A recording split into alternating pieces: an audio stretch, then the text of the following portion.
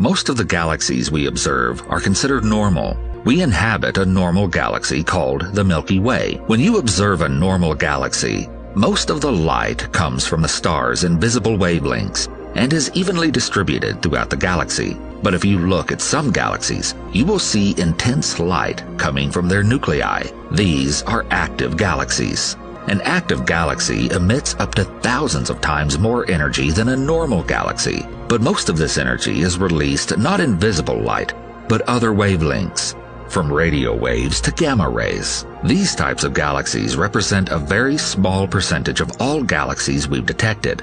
There are 4 types of active galaxies, including seyfert galaxies, quasars, blazars, and radio galaxies. Seyfert galaxies are active spiral galaxies. Its nucleus has bright emission lines, including visible wavelengths. The nuclei of these galaxies change brightness